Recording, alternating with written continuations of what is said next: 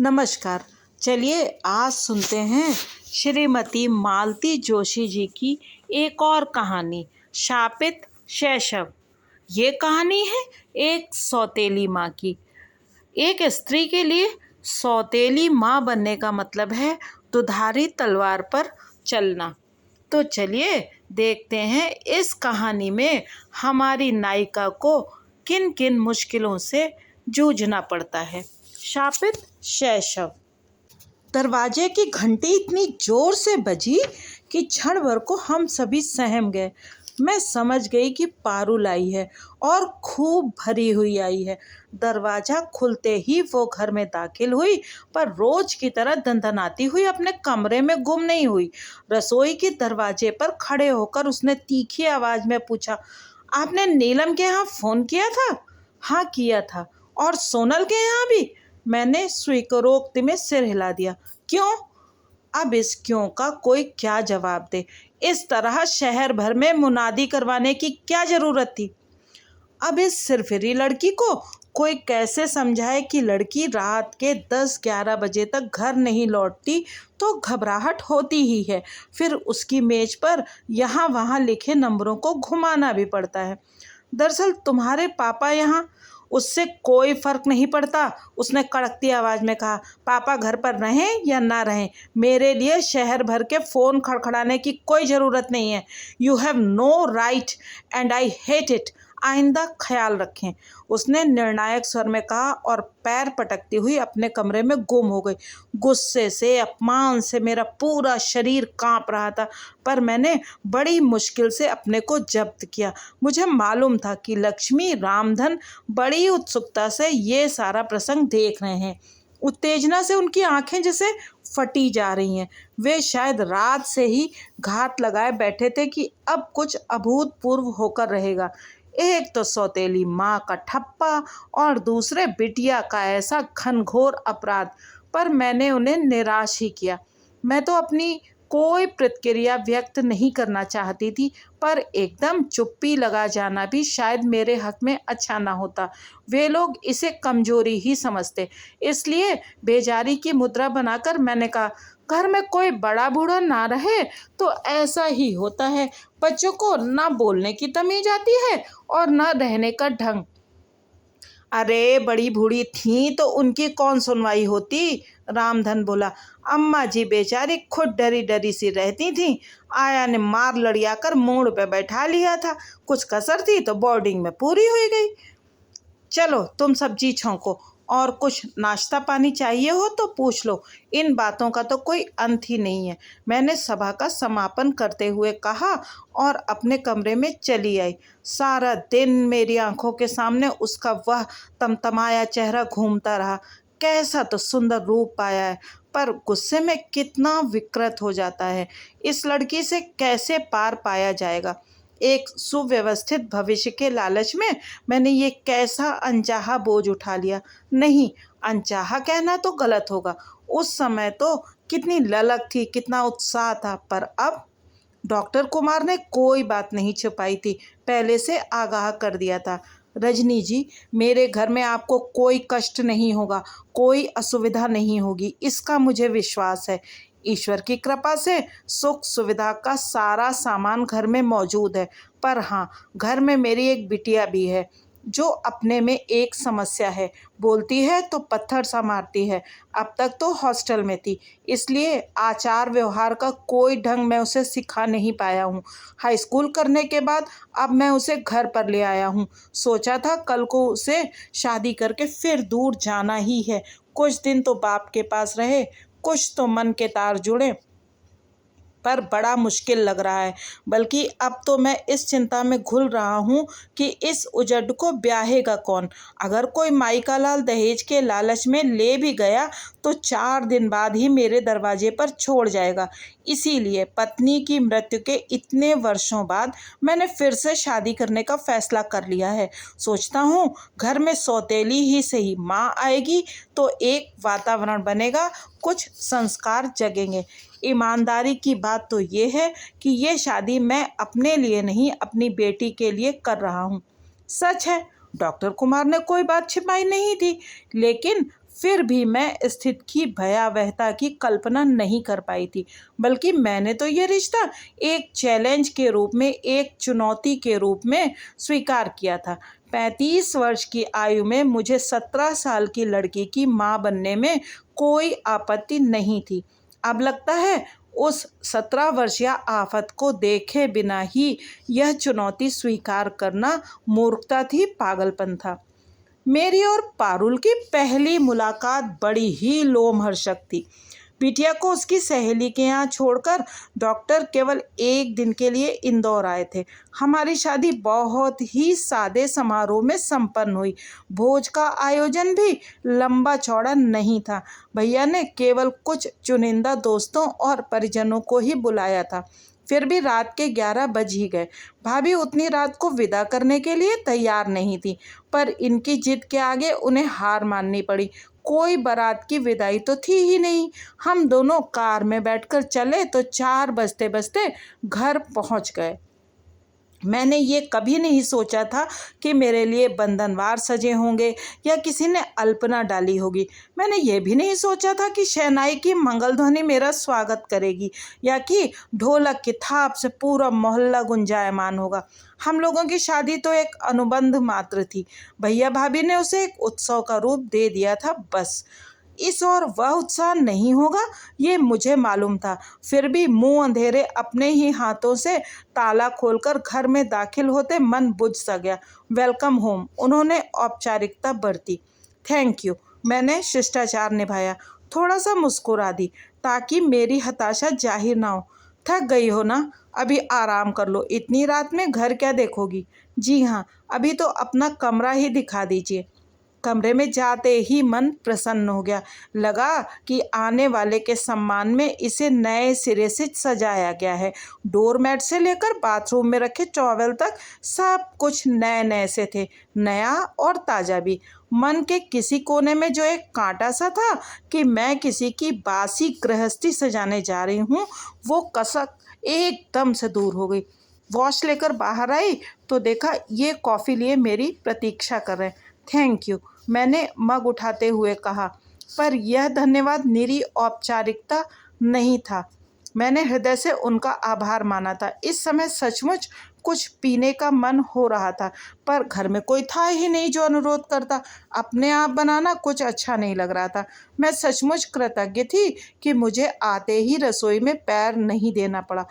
मैं तो सोच रही थी कि अब तो सुबह होने को है, सोकर क्या होगा, पर कब आँख लग गई पता ही नहीं चला। सुबह उठी तो दिन काफ़ी चढ़ चुका था और ये तैयार हो चुके थे। आज छुट्टी नहीं लेंगे? मैंने कातर स्वर में पूछा। जल्दी लौट आऊँगा, इन्होंने मुझे आश्वस्त किया। आओ नाश्ता कर लेते हैं, मैं रुका हुआ हूँ। नाश्ते की मेज पर ही रामधन से मुलाकात हुई। उसी ने फिर लक्ष्मी से मेरा परिचय कराया। ये मेरी गृहस्थी के 2 आधार स्तंभ हैं, इन्होंने परिहास में कहा, पर मुझे तो तीसरे की तलाश थी। आखिर मुझसे रहा नहीं गया, पूछ ही लिया, बिटिया से नहीं मिलवाएंगे? क्षण भर को उनके चेहरे पर असमंजस के भाव उभरे। वो शायद बेबी तो सवेरे ही लौट आई है, रामधन ने सूचना दी। बुलावें का? नहीं नहीं, रहने दो, हम ही चले जाएंगे, इन्होंने तुरंत कहा और इतनी फुर्ती से खड़े हो गए मानो पल भर की भी देरी की तो रामधन बिटिया को बुला लाएगा। आओ, इन्होंने कहा और मैं घिसटती सी उनके पीछे चल दी। मुझे आश्चर्य भी हो रहा था और बुरा भी लग रहा था। क्या मैं इस योग भी नहीं कि कोई उत्सुकता से झांक ही ले? मिलने के लिए ठेठ कमरे में ही जाना पड़ेगा।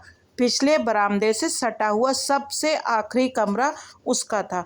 दरवाज़ा बंद था और भीतर माइकल जैक्सन चीख रहा था। इन्होंने नॉक किया। खुला है, अंदर से कर्कश आवाज़ आई। दरवाज़ा ठेलकर हम दोनों भीतर गए।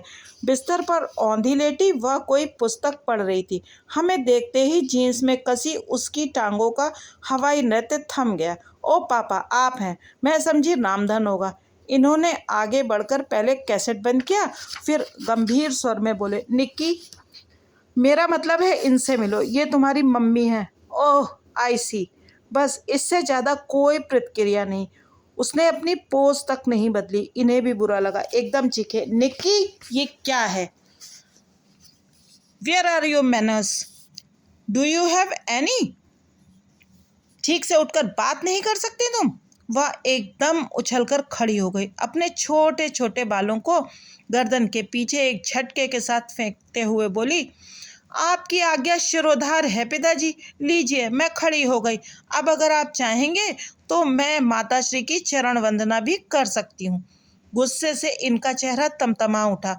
मुझे डर हुआ कि कहीं ये बेटी को एक झापड़ ही रसीद न कर दें। मैंने अपनी दोनों हथेलियों में उनका दाहिना हाथ थाम लिया। सोचा मेरे स्नेह के उत्ताप से उनकी उत्तेजना कुछ तो कम होगी। चलिए, मैंने मनुहार की और इन्हें उसी तरह थाम कर बाहर ले आई। बाहर आकर देखा लक्ष्मी और रामधन दोनों कमरे की ओर कान लगाए बैठे हैं। उन्हें जरूर ही निराशा हुई होगी। एक बात का यकीन जरूर आ गया कि इस घर में अगर कभी कोई नाटक हुआ तो दर्शकों का अभाव नहीं रहेगा। अपने कमरे की सुरक्षित चारदीवारी में आकर मैंने खुलकर सांस ली। इतनी देर से दम जैसे घुटा जा रहा था, लेकिन ये अब भी गुस्से से थर थर कांप रहे थे। प्लीज रिलैक्स, मैंने इनके बालों में उंगलियां फिराते हुए कहा। अब परिचय की सारी दीवारें संवेदना के उस प्रवाह में बह गईं। कुछ क्षण बाद ये भी नॉर्मल होने लगे। सॉरी रजनी, इन्होंने भर्राई आवाज में कहा। फॉरगेट इट, मैंने इन्हें आश्वस्त करते हुए कहा। विश्वास कीजिए, मैंने किसी भी बात का जरा भी बुरा नहीं माना। आप जरा उस लड़की की ओर से सोचकर तो देखिए। आप एक अनजान औरत को एकदम उसके सामने ले जाकर खड़ा कर देते हैं और कहते हैं ये तुम्हारी माँ है, बताइए। और आप उससे अपेक्षा करते हैं कि वह तमीज से पेश आए, उसकी प्रतिक्रिया एकदम नॉर्मल हो। How can it be possible? देखिए, बच्चे के मन में भी माँ की एक तस्वीर होती है। वह हर किसी को माँ के रूप में स्वीकार नहीं कर सकता। लेकिन निक्की को तो अपनी माँ की याद भी नहीं है। कुल जमा 2 साल की तो थी वो। उसे क्या फर्क पड़ता है? उसने माँ के चित्र तो देखे होंगे, उसी के सहारे उसकी कल्पना ने एक तस्वीर बनाई होगी। क्या पता वो मन ही मन उस तस्वीर को पूछती होगी। आप उससे ये आशा तो नहीं कर सकते कि वो मुझे देखते ही अपनी सारी श्रद्धा, सारा आदर मुझे दे दे। इसमें समय लगता है। बल्कि मेरा तो ये आग्रह भी नहीं है कि वो मुझे मम्मी ही कहे। उसके अंतर्मन से जो संबोधन निकलेगा मेरे लिए वही स्वीकार्य होगा। ये चुप ही बने रहे। सुनिए, मैंने अनुनय भरे स्वर में कहा, आज हमारी शादी का पहला दिन है। क्या मैं आपसे कुछ मांग सकती हूँ? इन्होंने प्रश्नार्थक नजरों से मुझे देखा। आप निक्की को मेरे सामने या मेरे लिए डांटेंगे नहीं। वह मेरे साथ कैसे भी पेश आए, आप कुछ नहीं कहेंगे। ये मेरी लड़ाई है, इसे मैं अकेले ही लड़ना चाहती हूँ। आप बीच में पड़ेंगे तो मैं ये बाजी निश्चित ही हार जाऊंगी। इसलिए प्लीज, एज यू प्लीज। बड़ी देर बाद इन्होंने कहा और उठकर ड्यूटी पर चले गए। कितनी दिलेरी से मैंने ये चुनौती स्वीकार की थी, किस बहादुरी से ऐलान किया था कि ये मेरी लड़ाई है, इसे मैं अकेले ही लड़ूंगी। पर अब लग रहा है कि ये बड़बोलापन मुझे महंगा पड़ रहा है। ये जंग जीतना उतना आसान नहीं है। यह लड़की तो मुझे परछाई भी नहीं छूने देती। इस उठापटक में उसके पिता भी दूर छिटकने लगे हैं। मैंने एक संकल्प लिया था, घर का वातावरण जब तक सहज और सामान्य नहीं हो जाता तब तक हम ना तो किसी रिश्तेदार को आमंत्रित करेंगे, न स्वयं कहीं जाएंगे। जब भी जाना होगा तीनों साथ जाएंगे। रिश्तेदारों का तो वैसे भी कोई खतरा नहीं था। माँ जी की मृत्यु के बाद मेहमानों का सिलसिला वैसे भी थम गया था। खाली घर में दीवारों से सिर फोड़ने कौन आता? इन्हें भी किसी के यहाँ जाने का या बुलाने का चाव नहीं रह गया था। पर कहीं बाहर जाने के लिए वे अकुला उठे थे। घर में हमेशा एक अव्यक्त तनाव बना रहता, जिससे इनका मन घर से भागने को होता था। यूँ तो बिटिया रानी हमारी किसी बात में दखल नहीं देती थी, पर उसकी ये उपेक्षा ही मन पर बोझ बन जाती थी। पर कहीं जाना भी तो आसान नहीं था। हम लोग कहीं पिक्चर या पार्टी में भी जाते तो मेरा मन अपराध बोध से ग्रस्त हो जाता। शहर से दूर जाने का तो सवाल ही नहीं उठता था। निक्की को क्या हर बार सहेली के यहाँ भेजा जा सकता था? उसे ही क्या ये अच्छा लगता? घर पर उसे नौकरों के भरोसे छोड़ना भी तो संभव नहीं था। लोग बाग मखौल नहीं उड़ाएंगे। तुम हर बार उसकी बात बीच में क्यों ले आती हो? ये झल्लाते। लेकिन उसे एकदम नजरअंदाज भी तो नहीं किया जा सकता, मैं समझाती। आखिर एक दिन मैंने कह ही डाला, आप ही ने तो कहा था कि ये शादी आप सिर्फ बिटिया के लिए कर रहे हैं। हाँ कहा था, तो क्या इसी चीज की सजा दे रही हो मुझे?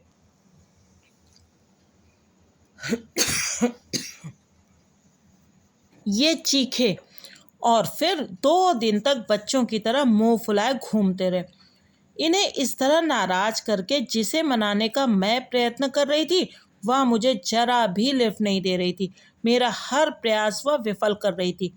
गृह प्रवेश के दूसरे दिन तड़के मेरी आंख खुल गई। श्रीमान जी गहरी नींद में सो रहे थे। सोचा अपने लिए फर्स्ट क्लास चाय बना ली जाए। कल का पूरा दिन मानसिक ऊहापोह में और औपचारिकताओं में बीत गया। एक बार भी चाय का मजा नहीं आया। रसोई में जाते हुए देखा निक्की के कमरे की लाइट जल रही है। सोचा दोस्ती के लिए अच्छा मौका है। उसके पिताजी भी साथ में नहीं है। मैंने फटाफट 2 कप चाय बनाई और दरवाजे पर हल्के से नॉक किया। निक्की। दरवाजा इस तेजी के साथ खुला कि मैं सहमकर 2 कदम पीछे ही हट गई। फिर संभलते हुए मैंने कहा, मैंने तुम्हें डिस्टर्ब तो नहीं किया ना? तुम्हारे कमरे में रोशनी देखी तो सोचा कि सुबह की चाय निक्की के साथ ही पी जाए। मेरा नाम पारुल है। पापा श्री ने शायद आपको बताया नहीं। Oh sorry. अपमान के उस घूंट को किसी तरह पीते हुए मैंने कहा, अच्छा बताओ नाश्ते में क्या लोगी? आज तुम्हारी पसंद का ही नाश्ता बनाते हैं। मेरी चिंता रहने दें, उसने कप हाथ में लेते हुए कहा। मेरा नाश्ता रामधन बना देगा। आप तो जिनकी सेवा के लिए आई हैं उन्हीं का ख्याल रखें, मेहरबानी होगी। मन हुआ कि कह दूं, पगली मैं तो तेरे लिए ही इस घर में आई हूँ। तेरे पापा मुझे तेरे लिए ही ब्याह कर लाए हैं। पर वह जिस तरह काट खाने को दौड़ रही थी, वहाँ ऐसी कोमल अनुभूतियों के लिए गुंजाइश ही कहाँ थी। इसके बाद मैंने उसे जब भी पुकारा या जब भी उसका उल्लेख किया, पारुल कहकर ही किया। इन्होंने 1-2 बार कहा भी, अरे मैं तो भूल ही चला था इसका नाम पारुल है। इसीलिए तो मैंने ठान लिया है कि उसका असली नाम ही चलाऊंगी। इतना प्यारा नाम है और आपकी देखा देखी सब लोग उसे निक्की कहे चले जाते हैं। कोई बच्ची है वो? चाय वाले प्रसंग की कड़वाहट भूलने में मुझे 2-4 दिन लगे। उसके बाद मैंने फिर कमर कस ली। उसकी अनुपस्थिति में एक दिन मैंने उसके कमरे का मुआयना किया। वह ठीक वैसा ही था जैसा मैंने सोचा था। उसे तरतीब देने की कोशिश में मेरे पूरे 3 घंटे खर्च हुए। मैंने पहले तो उसका बिस्तर ठीक किया, पलंग की चादर बदली, फिर खिड़कियों के पर्दे बदले, यहाँ वहाँ बिखरे कपड़ों को समेटा, धुले अनधुले कपड़ों को अलग किया, मेज पर फैली किताबें कॉपियों को करीने से जमाया, ड्रेसिंग टेबल का शीशा साफ किया, शीशियों के ढक्कन यथास्थान रखे, स्टूल पर कैसेट्स के ढेर को स्टैंड में फिट किया, बाथरूम में नई साबुनदानियाँ रखी, गीले तौलिए सूखने के लिए फैलाए। इतना सब करने के बाद लक्ष्मी को झाड़ू लगाने की आज्ञा देकर मैं अपने कमरे में आकर लेट गई। थक तो गई थी मैं, पर मन प्रसन्न था। सोचा पारुल भी देखेगी तो उसका जी खुश हो जाएगा। मुंह से चाहे कुछ न कहे, मन ही मन एहसास तो होगा कि माँ भी कोई चीज़ होती है।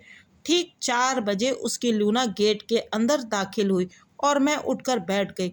पता नहीं किस अव्यक्त अनुभूति से मेरा हृदय धड़कने लगा। रोज की तरह वह सीधे अपने कमरे में गई और दूसरे ही क्षण वह मेरे सामने थी। धन्यवाद, उसने कहा, पर उसकी आंखें और उसका स्वर उस धन्यवाद का समर्थन नहीं कर रहे थे। आपने मेरे कबाड़ खाने को कमरे की शक्ल देने की कोशिश की, इसके लिए आभारी हूँ, पर भविष्य में ये कृपा दृष्टि ना कीजिएगा, मुझे अच्छा नहीं लगता। और वह उल्टे पांव कमरे में लौट गई। क्षोभ और अपमान से सुलगती हुई मैं पता नहीं कब तक वहीं बैठी रही। अपमान की यह आवृत्ति तो पता नहीं कितनी बार हो चुकी है। उस दिन घर में कथा थी। रामधन का ही आग्रह था कि शादी के उपलक्ष्य में और कुछ नहीं तो एक कथा ही हो जाए। उसने खुद बोल रखा था कि साहब का घर बस जाएगा तो कथा करवाऊंगा। उसके संकल्प का मान तो रखना ही था। बड़े उत्साह से मैंने सारी तैयारी की। इस घर में हालांकि कोई वातावरण नहीं था, पर माँ के यहाँ तो नित्य पूजा पाठ की परंपरा थी। सुबह शाम ठाकुर जी की आरती होती थी। धूप अगरबत्ती की महक से सारा घर सुवासित हो जाता था। मंत्रोच्चार से एक मंगलमय पवित्र वातावरण की सृष्टि होती थी। अपने उस परिवेश को उस दिन के लिए मैंने इस घर में भी जीवित कर लिया। बड़े मनोयोग से पूजा स्थल को सजाया संवारा, सुंदर अल्पना से अलंकृत किया। माँ जी की अलमारी से पूजा के सारे उपकरण निकालकर उन्हें चमकाया। बड़े उत्साह से प्रसाद बनाया। विधि विधान से पूजा हुई, कथा बाँची गई और जब आरती का समय आया, पता नहीं क्यों मुझे दुर्बुद्धि हुई और मैंने लक्ष्मी से कहा, बिटिया को आवाज़ दे दो, आरती हो रही है। बिटिया रानी कमरे में अवतीर्ण हुई, जीन्स और लूजर, उसकी रोज की पोशाक। पर पता नहीं क्यों पंडित जी के सामने जरा संकोच हो आया और जब आरती लेने का समय आया तो मुझसे नहीं रहा गया। बेटे, जूते पहनकर आरती नहीं लेते। बस वह एकदम पलटकर चली गई। ना आरती ली, न प्रसाद लिया। मन एकदम खराब हो गया। मेरे ही अनुरोध पर इन्होंने अपने एक दो मित्रों को सपरिवार खाने पर बुला लिया था। सोचा था जरा उत्सव का वातावरण हो जाएगा, पर उल्टे मातमी सन्नाटा सा छाया रहा। अजीब सा आलम था। मैं उस पर अपना पूरा स्नेह उड़ेल देने को बेचैन थी। अपनी ममता का आंचल फैलाए बैठी थी, लेकिन वो 16-17 साल की लड़की को गोद में लेकर दुलराया तो नहीं जा सकता। उससे तो दोस्ती ही की जा सकती है। पर जब जब मैंने दोस्ती का हाथ बढ़ाया, उसने निर्ममता से झटक दिया। जब जब प्यार से उसे कुछ समझाना चाहा, बिच्छू सा डंक मारकर उसने मुझे आहत कर दिया। और कल रात तो हद ही हो गई। महारानी सुबह 8 बजे जो कॉलेज गई तो रात तक लौटी ही नहीं। ये सेमिनार के लिए दिल्ली गए हुए थे। मेरी तो चिंता से जान सूख गई। रामधन से कहा कि पास पड़ोस में कोई सहेली रहती हो तो पता कर लो, पर उसने साफ मना कर दिया। बोला बेबी गुस्साती हैं। उसने तो फ़ोन करने से भी मना किया, पर मेरा मन नहीं माना और मैंने मेज पर यहाँ वहाँ लिखे नंबरों को घुमा दिया। 2 जगह तो कुछ पता नहीं चला, पर तीसरी ने बताया शायद मैच खेलने गई है, आप इस नंबर पर पता कर लें। नीलम के यहाँ उसकी मम्मी मिली। उन्होंने बताया कि लड़कियां खेलने गई हैं, लौटने में देर हो सकती है। चिंता की कोई बात नहीं, उनका कोच साथ में है। अगर बहुत रात को लौटेंगी तो पारुल को वे अपने यहाँ सुला लेंगी। मैंने उन्हें धन्यवाद देकर फ़ोन रख दिया। संकोच के मारे ये नहीं पूछ पाई कि क्या खेलने गई है और कहाँ गई है। एक माँ को इतना तो मालूम होना ही चाहिए। वैसे इतने दिनों में मैं ये तो जान गई थी कि पारुल टेबल टेनिस खेलती है और अपने कॉलेज को रिप्रेजेंट करती है। जानकर सचमुच खुशी हुई थी, पर इसका ये मतलब तो नहीं कि आपको बिना पूछे हर कहीं जाने की आज़ादी मिल गई। अगर कार्यक्रम ऐन वक्त पर तय हुआ है तब भी फ़ोन तो किया ही जा सकता है। रात मैंने कैसे काटी मैं ही जानती हूँ। डॉक्टर घर पर नहीं थे, नहीं तो मैं इतनी रात उसे घर पर ले आती और सारे आदर्शों को ताक पर रखकर खूब खरी खोटी सुनाती। सोचा तो यही था कि सुबह जैसे ही वो घर में दाखिल होगी उसे खूब आड़े हाथों लूँगी, लेकिन यह तो हुआ ही नहीं। उल्टे वही मुझ पर बरस कर चली गई और मैं बस चुपचाप सुनती रही। रात को ये दिल्ली से लौटे तो मैंने उन्हें सारा किस्सा सुनाया, पर इन्होंने कोई प्रतिक्रिया व्यक्त नहीं की।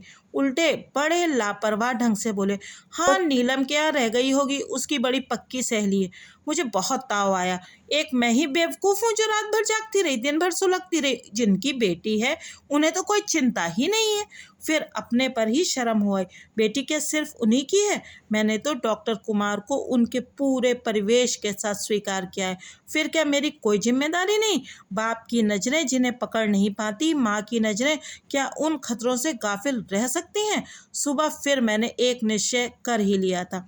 पतिदेव को रोज की तरह चाय नाश्ता देकर हॉस्पिटल भेज देने के बाद मैं फुर्सत में थी।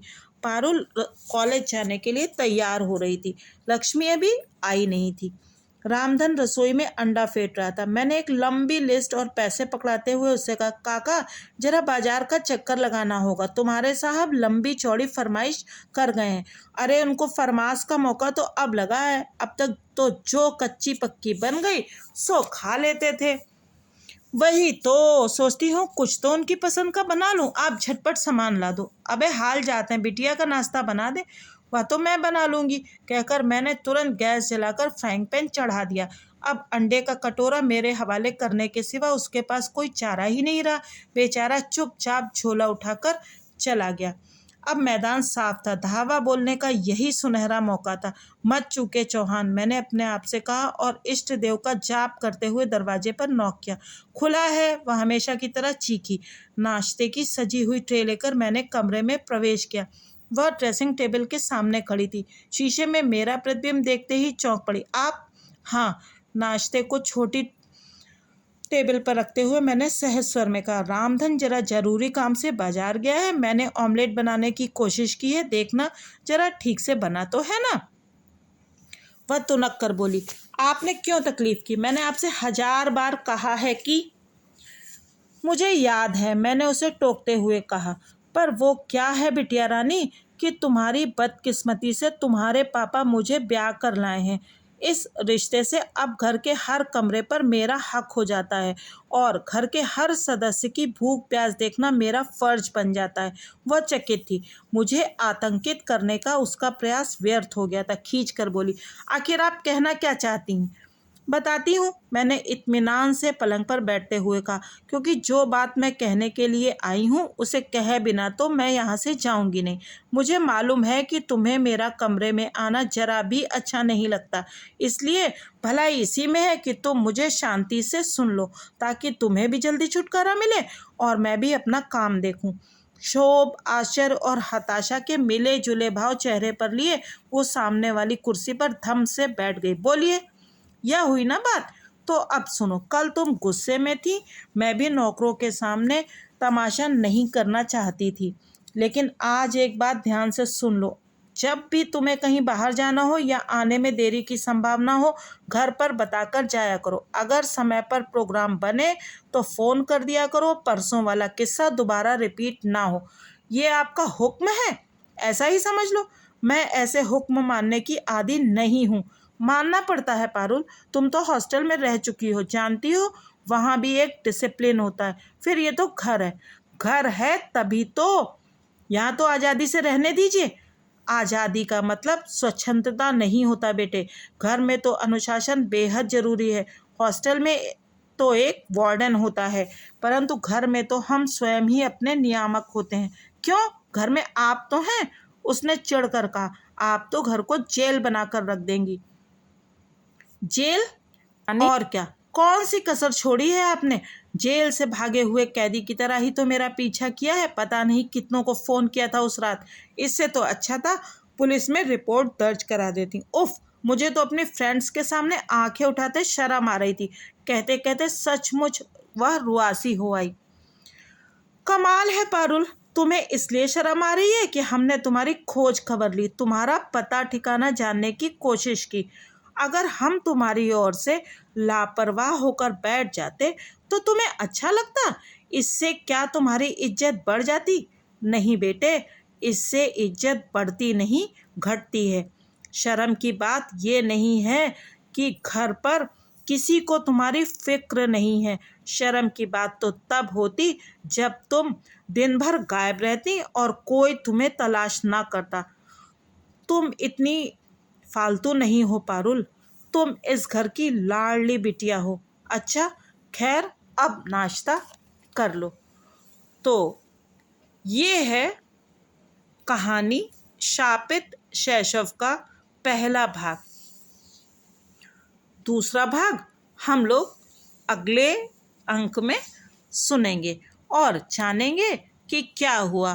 क्या पारुल रजनी के साथ समझौता कर लेगी और उसे अपनी माँ न सही घर का एक सदस्य ही स्वीकार कर लेगी, अथवा वो उसी प्रकार से विद्रोह की भावना से ग्रसित रहेगी। और ऐसा क्या बीता है पारुल के बचपन में जिसकी वजह से वो सबसे घृणा करने लगी है, यहाँ तक कि अपने पिता से भी। ऐसा क्या हो गया उसके साथ जिसकी वजह से वो किसी के साथ अच्छे ढंग से व्यवहार नहीं करती। यही सब जानेंगे हम लोग इस कथा के दूसरे अंक में। धन्यवाद।